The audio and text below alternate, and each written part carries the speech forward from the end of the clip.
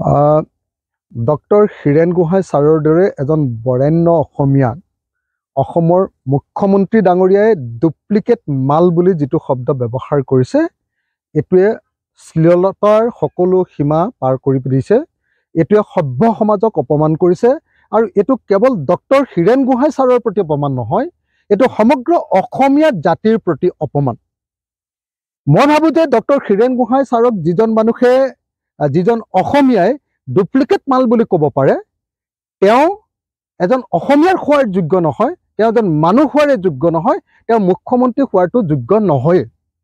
এইটো বৰ দুৰ্ভাগ্যজনক ঘটনা যে ডক্টৰ হীৰেণ গোহাঁইৰ নিচিনা এজন বিদগ্ধ পণ্ডিত, আমাৰ অসমৰ এজন বৰেণ্য ব্যক্তি আৰু সৰ্বকালৰ শ্ৰেষ্ঠ এজন বুদ্ধিজীৱী, সেই বুদ্ধিজীৱীজনক যদি এজন মুখ্যমন্ত্ৰীয়ে এনেকুৱা ধৰণৰ অসংযত বক্তব্য প্ৰদান কৰে, এনেকুৱা ধৰণৰ অশ্লীল অভব্য অভদ্ৰ আচৰণ কৰে, তেতিয়াহ'লে বুজিবলৈ বাকী নাই যে সেইজন মুখ্যমন্ত্ৰীৰ নেতৃত্বত এই জাতিটোৰ কোনো ভাল পৰিৱৰ্তন হোৱাটো সম্ভৱপৰ নহয়। এজন মুখ্যমন্ত্ৰীয়ে কেৱল ডক্টৰ হীৰেণ গোহাঁইৰ নিচিনা বিদগ্ধ পণ্ডিতকে নহয়, যিকোনো সাধাৰণ এজন ব্যক্তিকো সন্মান সহকাৰে কথা ক'ব লাগে।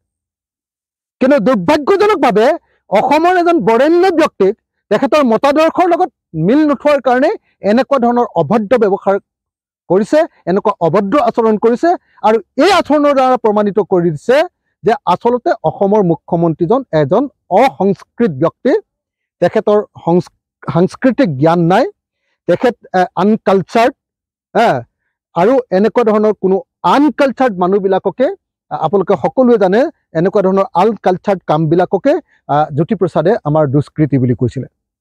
এজন দুষ্কৃতিকাৰী কেতিয়াও এজন ভাল মুখ্যমন্ত্ৰী হ'ব নোৱাৰে। এনেকুৱা ধৰণৰ অভব্য আচৰণ কৰি এজন ছিনিয়ৰ মানুহক, এজন বয়োবৃদ্ধ মানুহক এনেকুৱা ধৰণৰ অভদ্ৰ আচৰণ কৰি তাকো জাতিৰ কাৰণে সৰ্বস্ব ত্যাগ কৰা এজন, সৰ্বস্ব লাগি থকা এজন মানুহক এনেকৈ অভদ্ৰ আচৰণ কৰাটো দুৰ্ভাগ্যজনক। মই অসমৰ মুখ্যমন্ত্ৰী ডাঙৰীয়াক এনেকুৱা ধৰণৰ বক্তব্য উঠাই ল'বৰ কাৰণে, ৰাজহুৱাভাৱে ক্ষমা বিচাৰিবৰ কাৰণে আৰু ডক্টৰ হীৰেণ গোহাঁই ছাৰৰ ওচৰতো ক্ষমা বিচাৰিবৰ কাৰণে অসমৰ মুখ্যমন্ত্ৰী ডক্টৰ হিমন্ত বিশ্ব শৰ্মা ডাঙৰীয়াক আহ্বান জনাইছোঁ। পাগল আমি যাতে অসমৰ মুখ্যমন্ত্ৰী ডাঙৰীয়াই নকৰে। মই আশা কৰোঁ যে আমাৰ মুখ্যমন্ত্ৰীজনৰ ভাষা যাতে এজন ৰাস্তাৰ মানে গুণ্ডাৰ ভাষা যাতে কেতিয়াও নহয়। মই আশা কৰোঁ যে আমাৰ অসমৰ মুখ্যমন্ত্ৰীজনৰ ভাষা যাতে কোনো পধ্যে হোষ্টেলৰ চেঙেলীয়া বয়সত যে আমি কোৱা যিবিলাক শব্দ, চেঙেলীয়া বয়সত কোৱা শব্দবিলাকে যাতে আজিও মুখ্যমন্ত্ৰীজনৰ মুখখন শোভা পাই নাথাকে। অসমৰ মুখ্যমন্ত্ৰীজনে এনেকুৱা অভদ্ৰ, অসভ্য, অশ্ৰাব্য এনেকুৱা ধৰণৰ বক্তব্যৰ জৰিয়তে কেৱল ডক্টৰ হীৰেণ গোহাঁইক অপমান কৰা নাই, সমগ্ৰ অসমীয়া জাতিটোক অপমান কৰিছে।